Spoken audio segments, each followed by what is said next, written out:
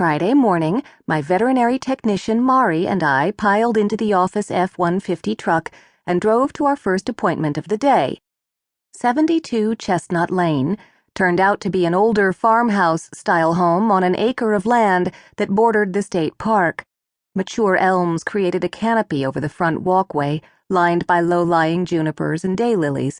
A pretty setting, but we were there to take care of a sick pug whose owner had called for an early morning appointment. An attractive young woman in her 20s with light brown hair and a gentle face opened the door. "Are you the vet?" Nodding, I introduced myself. "Yes, I'm Dr. Kate Turner, and this is my assistant, Mari." "Nancy Wagner. Come in." She stepped aside. "Don't let anyone out." Both Mari and I are masters at not letting dogs, cats, or any other type of pet escape through exits of any kind. Watching carefully, we snuck through the door, using our legs like goalies at a soccer game to block anyone trying to flee. Nancy watched us close the door. Satisfied none of her pets had gotten out, she led us down a fairly narrow hallway. Unfortunately, our progress abruptly stopped when a large, gray and white pot-bellied pig with a pink nose turned the corner, effectively throwing a block. Oops. Could the sick pug we were supposed to be seeing actually be a sick pig? Had our receptionist, Cindy, made an interesting typing mistake? "Is this the patient?" I asked. "Yes, this is my Angel. He's almost a year old and he's got a terrible rash on his belly." Just because veterinarians treat all kinds of animals doesn't mean we have every species' medical problems right at our fingertips. Luckily, I knew quite a bit about pot-bellied pigs. During vet school, several had come into the university's small animal clinic with various problems. I'd also gone on farm calls to a pot-bellied pig breeder and babysat one named Daisy for a friend for a month. Most of the pigs I'd handled were gentle and surprisingly smart. "All right. Where can I examine him?" "I guess we could use the living room." Nancy made a kissing sound, and the pig turned and trotted off behind her. My guess was he had the run of this part of the house. Without much trouble, Angel rolled over on his back and presented us his belly to scratch. A diffuse red rash spread across the pale, almost hairless skin on his abdomen and halfway up both sides.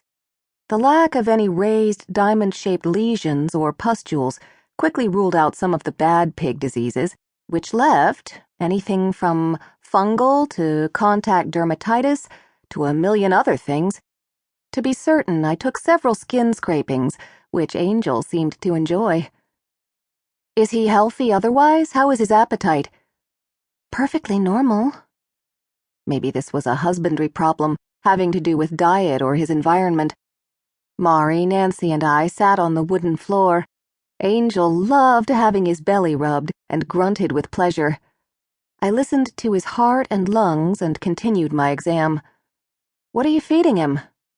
Nancy pointed over to the kitchen counter.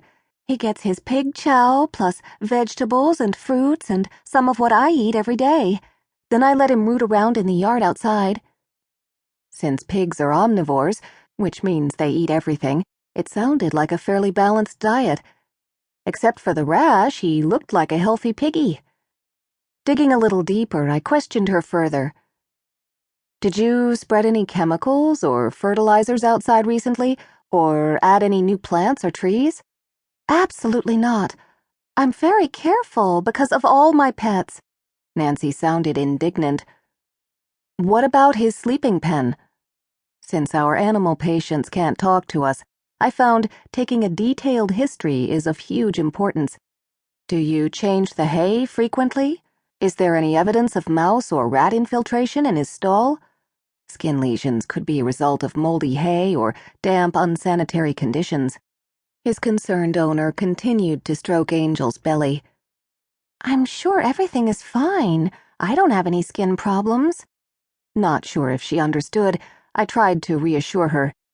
"From a preliminary look, I don't think this is contagious to people, but I'm curious if it has something to do with where he sleeps." Again, she looked up at me, eyes wide. "He sleeps with me."